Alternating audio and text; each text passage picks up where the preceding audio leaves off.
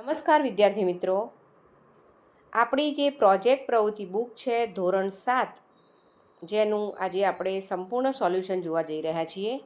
તો ચાલો શરૂ કરીએ.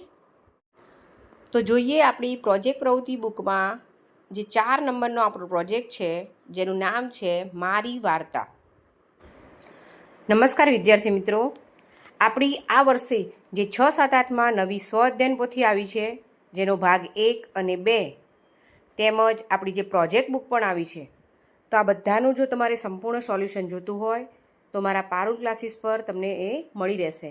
તો નીચે મેં એની ડિસ્ક્રિપ્શનમાં લિંક આપેલી છે, તો ઝડપથી પારુલ ક્લાસીસ પર ક્લિક કરો અને સ્વ-અધ્યયન પોથી તેમજ આપણી પ્રોજેક્ટ બુકના દરેક પ્રોજેક્ટનું સંપૂર્ણ સોલ્યુશન જુઓ, સમજો અને તમારી પ્રોજેક્ટ બુકમાં નોંધો. તો બરાબર, તમારે જો સંપૂર્ણ સોલ્યુશન જોતું હોય તો ઝડપથી ફટાફટ જઈને પારુલ ક્લાસીસની લિંક જે ડિસ્ક્રિપ્શનમાં છે તેના પર જઈને ક્લિક કરો અને જોઈ લો. નમસ્કાર. આગળ જે સૂચના આપી છે, આપના ગામમાં, ઘરમાં, આજુબાજુ પડોશમાં અને મિત્રો દ્વારા તમે બાળપણથી વાર્તાઓ સાંભળી રહ્યા હશો. આ પ્રકારની વાર્તાઓ હજી પણ માતા પિતા અને દાદા દાદીના મુખે કહેવાતી જ હશે.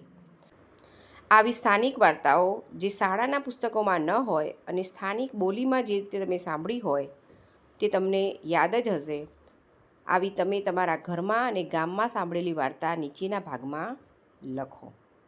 બરાબર, તો અહીંયા આપણે એવી વાર્તા લખવાની છે કે જે આપણે આપણા મમ્મી પપ્પા અથવા દાદા દાદી જોડેથી સાંભળેલી હોય. આપણી બુકમાંથી કોઈ વાર્તા લઈને આપણે નોંધ કરવાની નથી.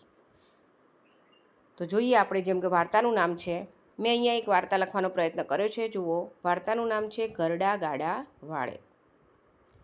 કોની પાસેથી સાંભળી છે? તો દાદીમા પાસેથી. જોઈએ વાર્તા. એક નાનકડું ગામ હતું. તે ગામના યુવાનો ખૂબ ભણેલા હતા અને વ્યવહાર કુશળ પણ હતા.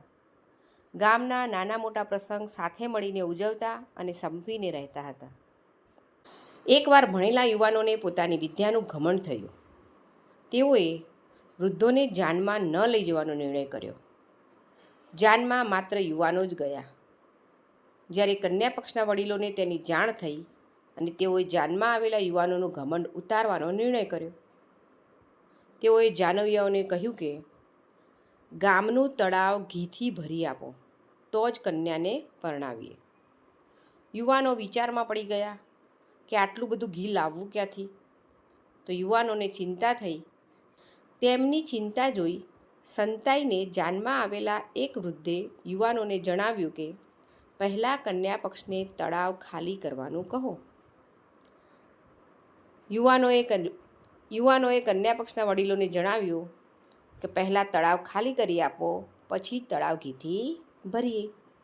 જાનૈયાઓનો જવાબ સાંભળીને કન્યા પક્ષના વડીલોને સમજાઈ ગયું કે જાનમાં એક વૃદ્ધ જરૂર આવ્યા હશે. તો બરાબર, તો આ જ રીતે વડીલોનો અનુભવ આપણને કેટલો કામમાં આવે છે, એમના જો પાસેથી કેટલું બધું શીખવા મળે છે, તેનો બોધ કરાવતી આપણે આ વાર્તા જોઈ છે. જોઈએ કે વાર્તા ઉપરથી આપણને શું બોધ મળે છે. તો વડીલોનો અનાદર કરવો જોઈએ નહીં અને તેમના અનુભવ અને ડહાપણનો આપણે લાભ લેવો જોઈએ. આગળ જોઈએ કે વાર્તામાંથી તમને શું શીખવા મળે છે. તો વાર્તામાંથી શીખવા મળે છે કે ઘરડા લોકોનો અનાદર ન કરવો, પરંતુ તેમના અનુભવના આધારે જ કાર્ય કરવાથી સફળતા મળે છે. નીચે જુઓ, આ વાર્તાને આધારે તમારે એક ચિત્ર અહીંયા દોરવાનું છે. તમે ચિત્ર દોરી શકો છો કે ગાડામાં જતી હોય જાન, એ રીતનું. જેમ કે આ રીતનું ચિત્ર દોરી શકો છો. તો અહીં આપણી સ્વ-અધ્યયન પોથી પૂરી થાય છે. નેક્સ્ટ પ્રોજેક્ટનું સોલ્યુશન આપણે આપણા નેક્સ્ટ વિડીયોમાં જોઈશું. નમસ્કાર.